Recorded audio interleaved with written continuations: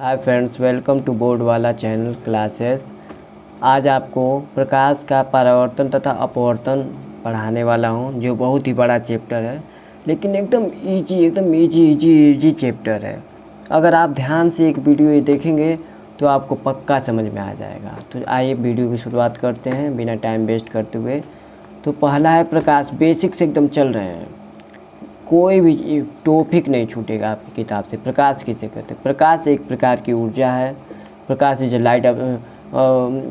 Light a source of energy. प्रकाश एक प्रकार की ऊर्जा है जिसकी सहायता से हमें वस्तुएं दिखाई देती हैं। जब प्रकाश किसी वस्तु पर आपतित होता है तो उस वस्तु से टकराने के बाद प्रकाश हमारे आँखों में प्रवेश करता है और हमारे रेटिना पर उस वस्तु का प्रतिबिंब बनाता है, जिससे कारण हमें वस्तुएं दिखाई देती हैं। प्रकाश किरण किसे कहते हैं?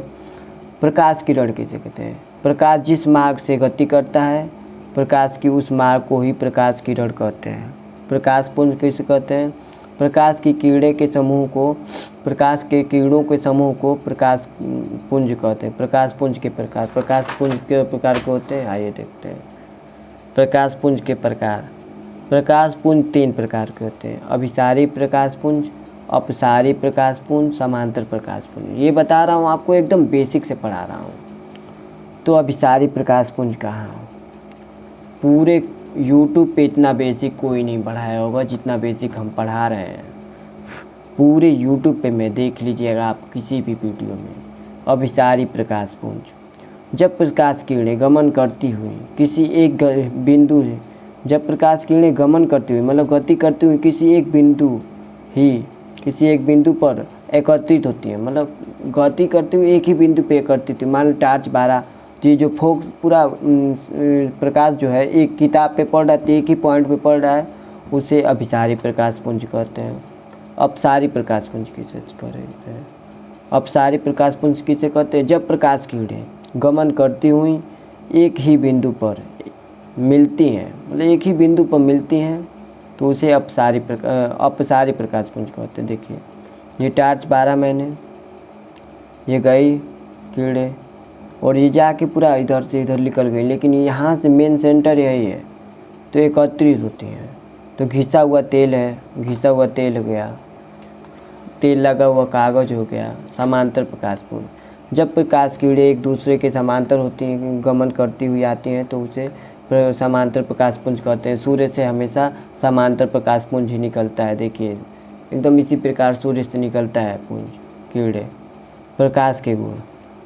प्रकाश सीधी रेखा में चलता है। प्रकाश के कई गुण होते हैं। देखिए, प्रकाश पहला तो सीधी रेखा में गमन करता है।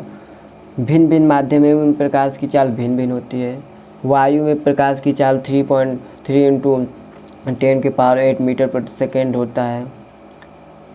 प्रकाश को गमन करने के लिए किसी या कोई मार्ग की आवश्यकता नहीं होती, मतलब कोई रास्ते की आवश्यकता नहीं होती है। प्रकाश परावर्तन तथा अपवर्तन का गुण भी प्रदर्शित करता है। सही बात है, प्रकाश परावर्तन अपवर्तन का गुण प्रदर्शित करता है।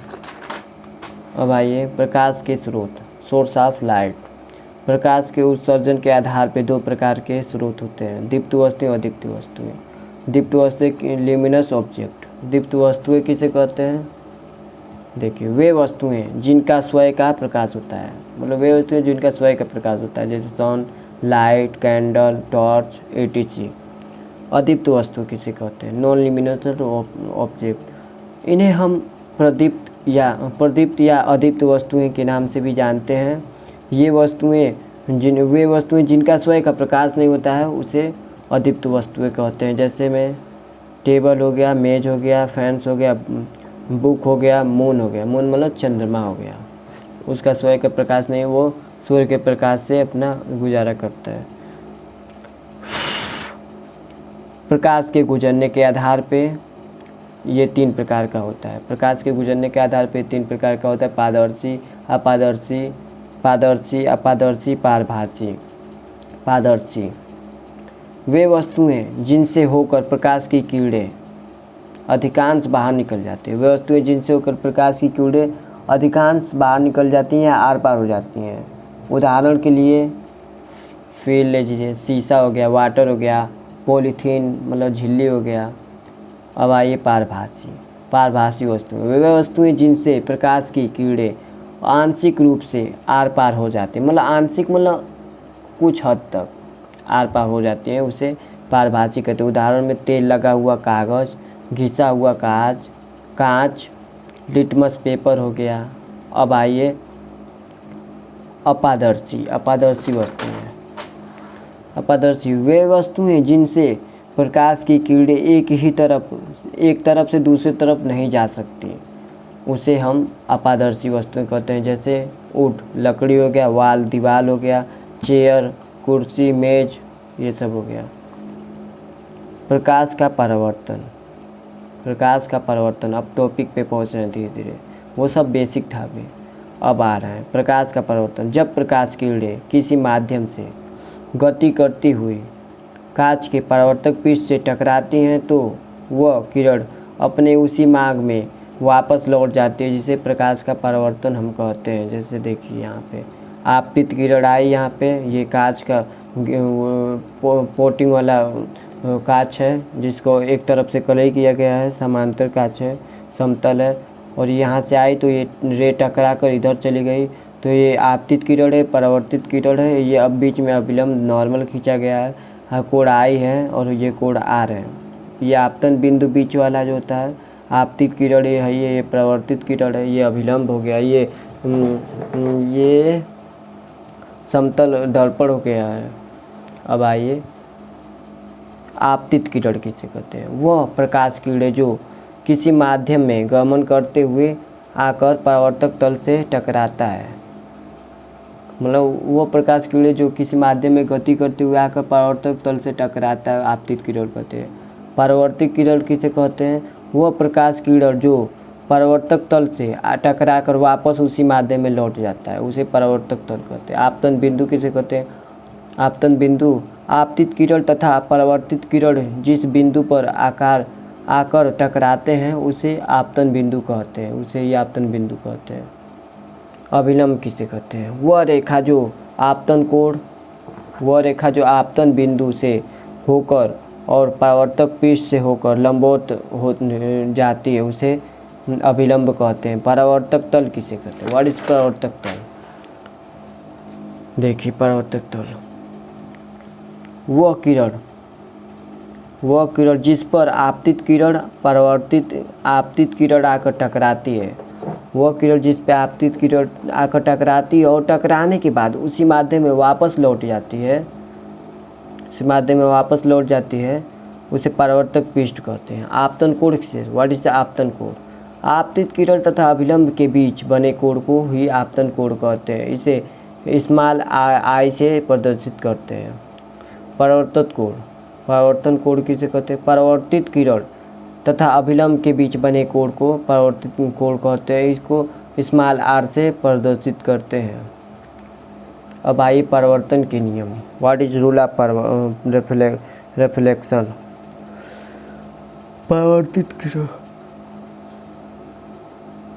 परावर्तन के नियम। आपतित किरण, देखिए आपतित किरण तथा परावर्तित किरण और अभिलंब तीनों एक ही तल में होने चाहिए।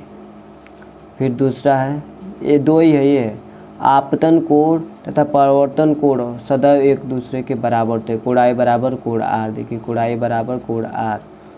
अब आइए यहाँ पे प्रतिबिंब किसे कहते हैं? प्रतिबिंब दो प्रकार के, वही वास्तविक। प्रतिबिंब कितने प्रकार के होते हैं? प्रतिबिंब दो प्रकार के होते हैं, वास्तविक प्रतिबिंब और ये आभासी प्रतिबिंब। आइए वास्तविक प्रतिबिंब देखते हैं। व्हाट इज वास्तविक प्रतिबिंब? What is real image?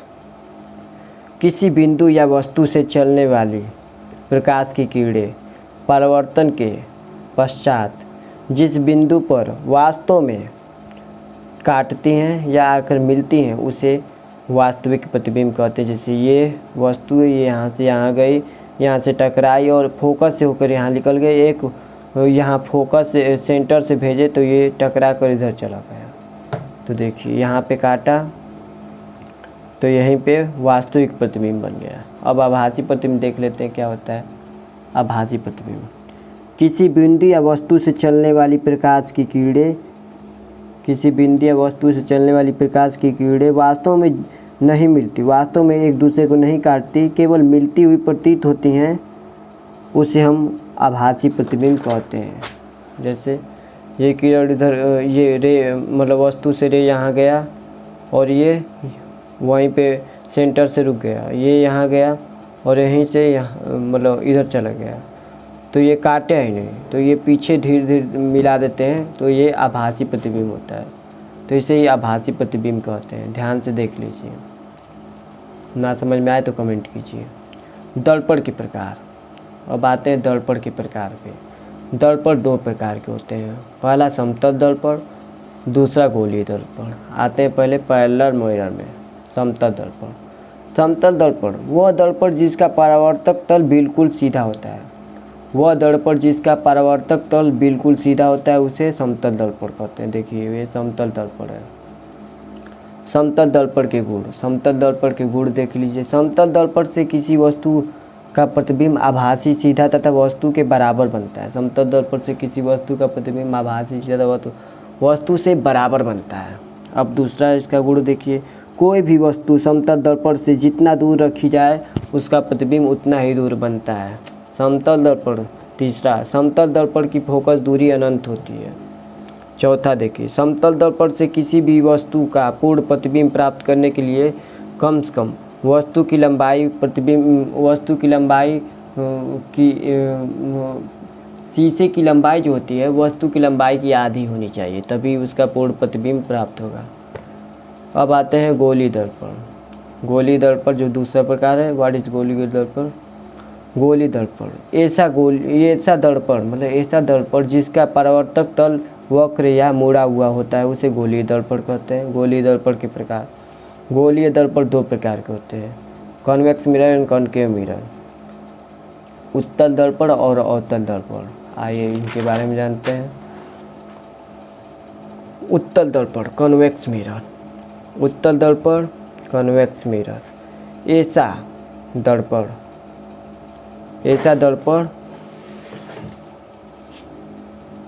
जिसके दबे हुए तल पर कलई किया गया हो। ऐसा दर्पण जिसे दबे हुए तल पर कलई किया गया हो और उभरे हुए भाग से प्रकाश का परावर्तन कराया जाए उसे उत्तल दर्पण कहते हैं। आइए अवतल दर्पण किसे कहते हैं? अवतल दर्पण, कॉनकेव मिरर। ऐसा गोलीय दर्पण जिसका उभरा हुआ तल ऐसा गोलीय दर्पण जिसका उभरा हुआ तल लेड ऑक्साइड से कलई किया गया हो तथा दूसरे भाग से उसके दूसरे भाग से प्रकाश का परावर्तन कराया जाए उसे अवतल दर्पण कहते हैं, कॉनकेव मिरर। आइए अब यहाँ पे गोलीय दर्पण से संबंधित कुछ परिभाषाएं। वक्रता केंद्र किसे कहते हैं? गोलीय दर्पण जिस खोखले गोले से बना होता है उस गोले के केंद्र को ही वक्रता केंद्र कहते हैं। देखिए इसे प्रदर्शित करते हैं, इसे वक्रता केंद्र कहते हैं। वक्रता त्रिज्या किसे कहते हैं? गोलीय दर्पण जिस खोखले गोले से बना होता है उस गोले की त्रिज्या को ही गोलीय दर्पण की वक्रता त्रिज्या कहते हैं। जो यहाँ से यहाँ तक दूरी होती है, यहाँ से केवल यहाँ तक, उसे वक्रता त्रिज्या कहते हैं। दर्पण का द्वारक। गोलीय दर्पण का द्वारक किसे कहते हैं? अब आइए गोलीय दर्पण का द्वारक देखते हैं।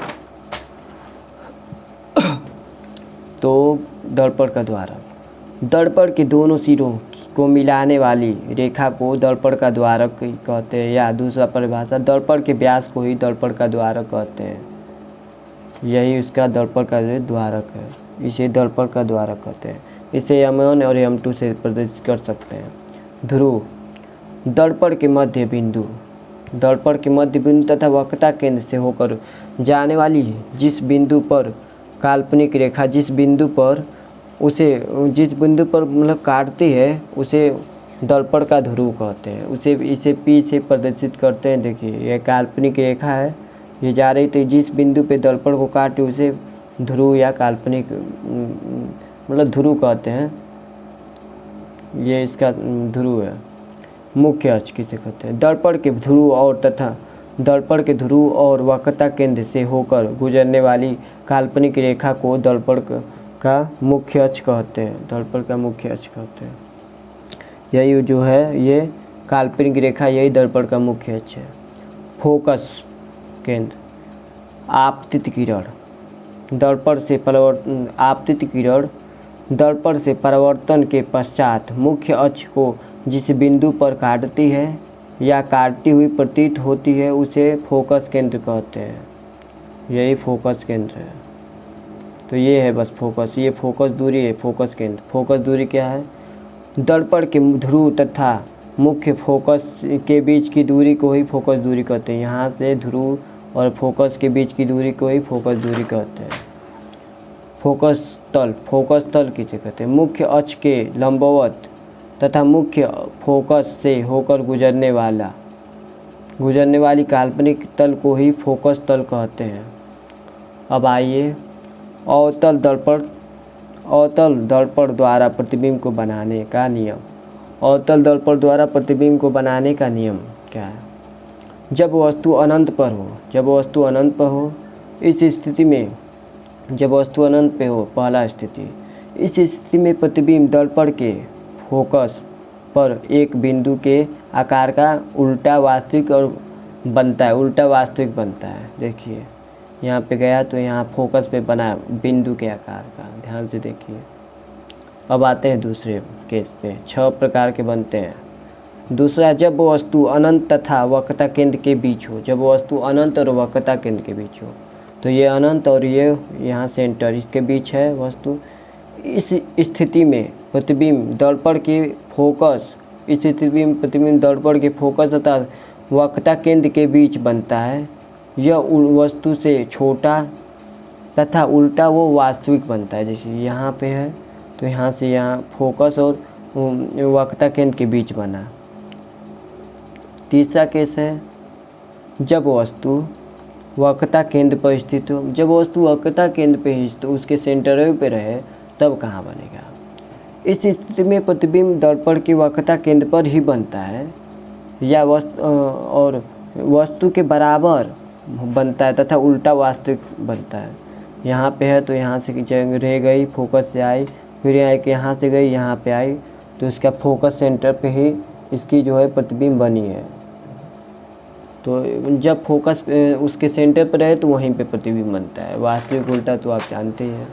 अब चौथा केस है, जब वस्तु वक्रता तथा फोकस के बीच स्थित हो। इस स्थिति में प्रतिबिंब दर्पण के वक्रता केंद्र तथा अनंत के बीच बनता है। इस स्थिति में प्रतिबिंब दर्पण के वक्रता केंद्र तथा अनंत के बीच वस्तु से बड़ा तथा वह उल्टा बनता है। देखिए यहाँ से गया, यहाँ से रह गई, यहाँ से फोकस से आई, फिर एक सेंटर से गई तो यहाँ पे बना, अनंत पे बन रहा है। पांचवा केस है, जब वस्तु फोकस पे ही स्थित हो। जब वस्तु इसी पे स्थित हो, फोकस पे, तब क्या होगा? इस स्थिति में वस्तु का प्रतिबिंब दर्पण के अनंत पर शायद काटेगी, वास्तविक उल्टा और वस्तु से अत्यधिक बड़ा बनता है। इसमें यहाँ से किरण गई फोकस से, तो इस फोकस से आई, ये एक सेंटर से गया, तो ये शायद अनंत पे काट सकता है, ये वैज्ञानिकों का मानना है। और आते हैं लास्ट वाले 6वां पे। जब वस्तु फोकस तथा ध्रुव के बीच स्थित हो। जब वस्तु फोकस तथा ध्रुव के बीच स्थित हो, इस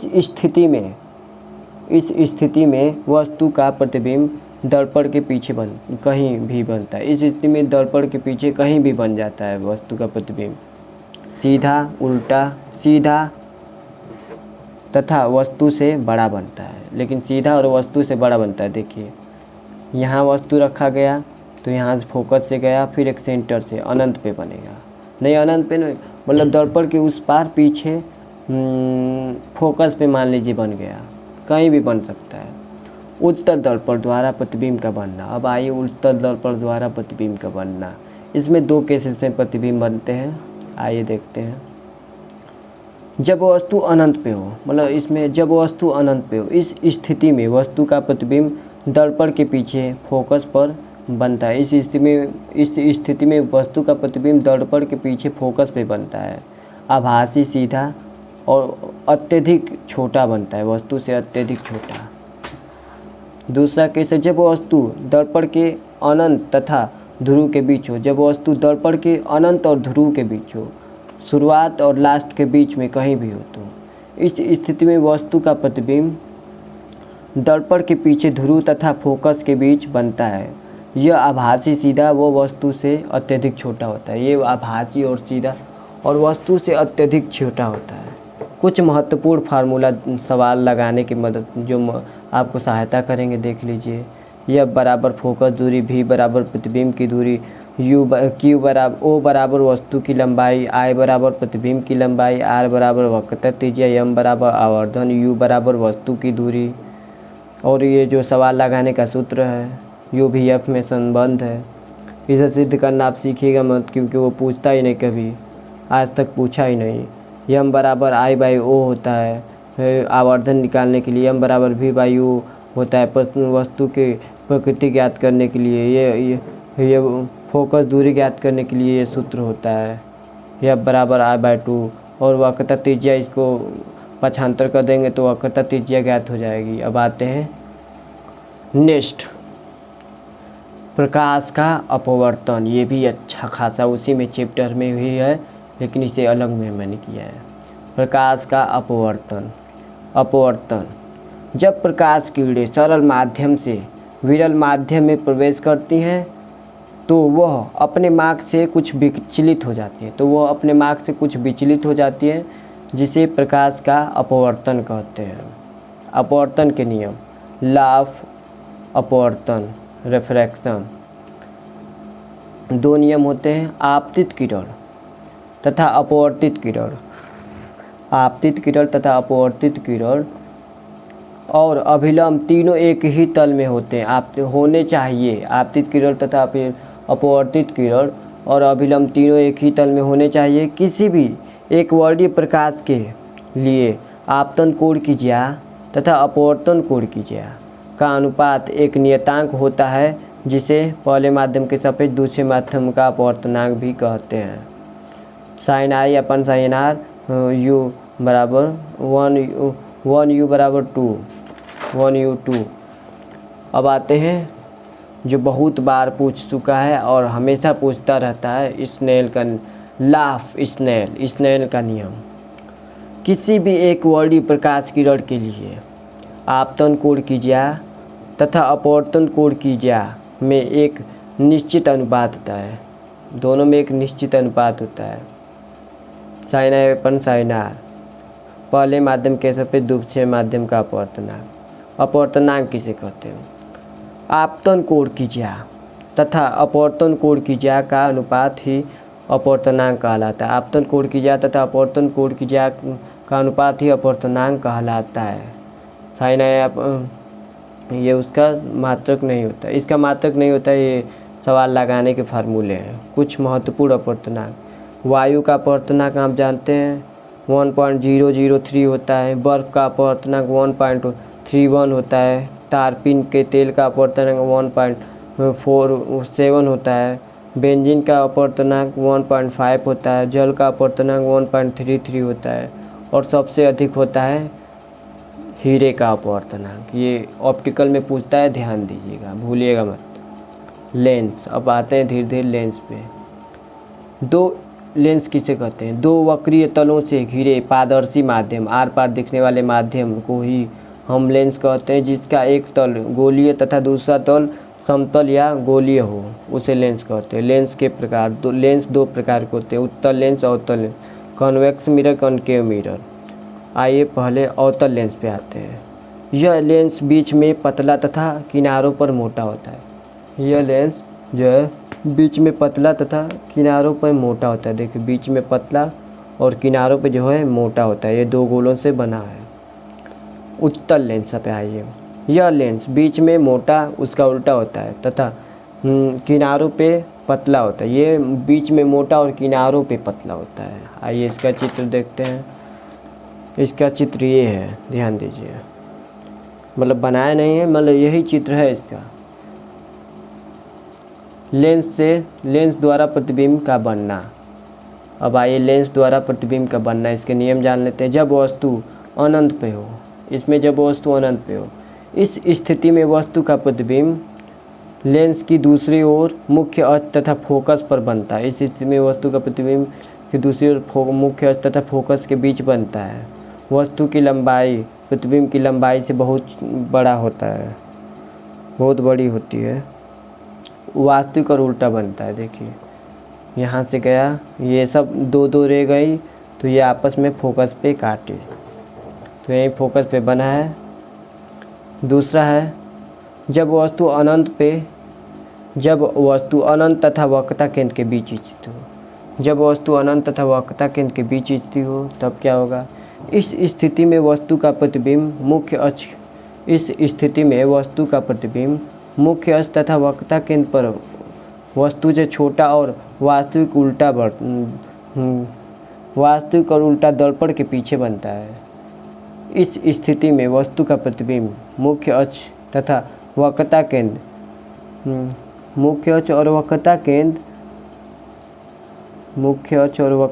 हाँ देखिए अब मज़ा आएगा।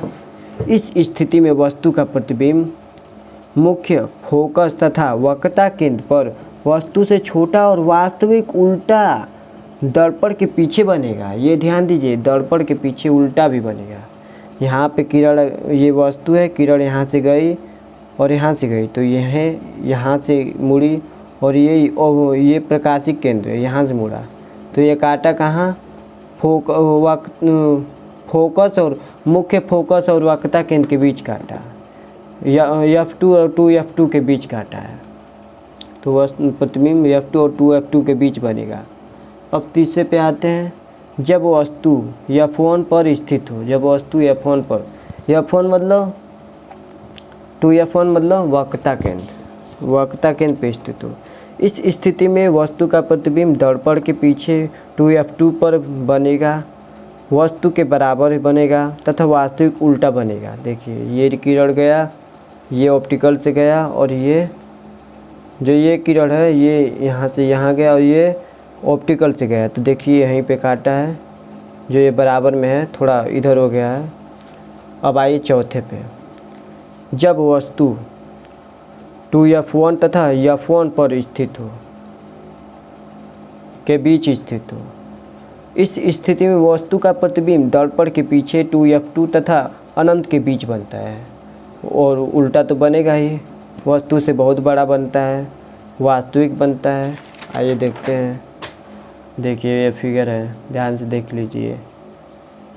देखिए ये फिगर है, ये वस्तु है, ये किरण गया तो इधर एक गया, और एक प्रकाशिक केंद्र से यहाँ पे, तो काटा अनंत पे, अनंत और उस वक्रता केंद्र के बीच।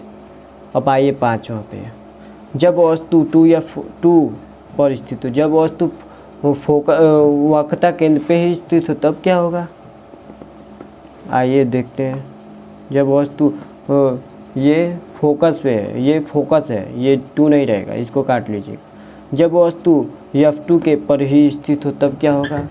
इस स्थिति में वस्तु का प्रतिबिंब लेंस के पीछे शायद कल्पना किया जा रहा है कि अनंत पर बन सकता है, मतलब बन सकता है, दूसरी ओर काटती है, वस्तु के दर्पण के पीछे अनंत पे बन सकता है, अत्यधिक छोटा होगा और वस्तु से अत्यधिक छोटा और वास्तविक होगा। आइए देखते हैं। देखिए ये किरण गया, ये किरण गया यहाँ से गया, और ये ऑप्टिकल से गया, तो ये अनंत पे शायद मिल सकती है। आइए छठवां केस पे। जब वस्तु F1 तथा प्रकाशिक केंद्र के पर स्थित हो, जब वस्तु F1 तथा प्रकाशिक केंद्र पर ही स्थित हो तब क्या होगा? एकदम लास्ट है। इस स्थिति में वस्तु का प्रतिबिंब लेंस के पीछे आगे, लेंस के आगे कहीं भी वस्तु से बड़ा और सीधा बनेगा, वस्तु से बड़ा और सीधा बनेगा। तो आइए देखते हैं। आभासी भी है क्योंकि ये काल्पनिक वाला है, तो ये जो किरण है यहाँ से यहाँ पे रखा गया है वस्तु, तो यहाँ से ये किरण इधर गया एक, और एक प्रकाशीय केंद्र से सीधे निकल गया तो ये मिलाया गया तो पीछे बना, तो ये वक्रता केंद्र और फोकस दूरी के बीच बना है। अब आइए जो लास्ट वाला है, अवतल लेंस द्वारा प्रतिबिंब का बनना। इसमें 2 केसेस में बनता है। पहला है जब वस्तु अनंत पर स्थित हो, इस स्थिति में वस्तु का प्रतिबिंब लेंस के आगे प्रथम फोकस पर सीधा बनता है। इस स्थिति में वस्तु का प्रतिबिंब लेंस के आगे प्रथम फोकस पर सीधा वास्तविक तथा बिंदु के आकार का बनता है। आइए चित्र देखते हैं। ये किरण गया, देखिए फर्स्ट है, ये किरण गया इधर, ये इधर इस तरह किरण गए तो इधर काटा तो यहाँ बीच में देखिए काटा, फोकस पे काट दिया। अब आइए यहाँ पे,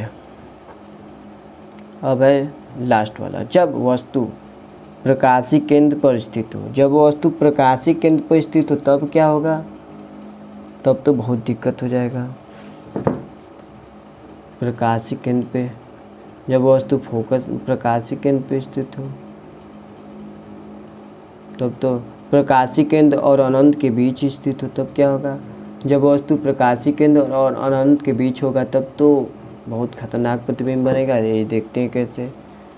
जब वस्तु इस स्थिति में प्रतिबिंब लेंस के आगे, इस स्थिति में प्रतिबिंब लेंस के आगे प्रथम फोकस तथा प्रकाशीय केंद्र, इस स्थिति में लेंस के आगे प्रथम फोकस तथा प्रकाशीय केंद्र के बीच आभासी सीधा तथा वस्तु से छोटा बनता है।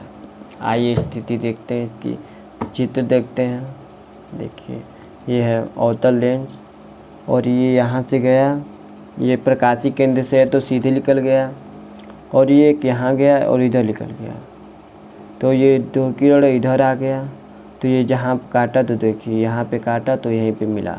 इसमें फिक्स नहीं कहाँ बनेगा, लेकिन कहीं भी बन सकता है। लेकिन वस्तु को प्रकाशिक और अनंत के बीच में ही रखना है, कहीं भी रखें आप तो प्रतिबिंब कहीं भी बन सकता है। तो आज का ये पूरा चैप्टर एक ही वीडियो में समाप्त हो गया।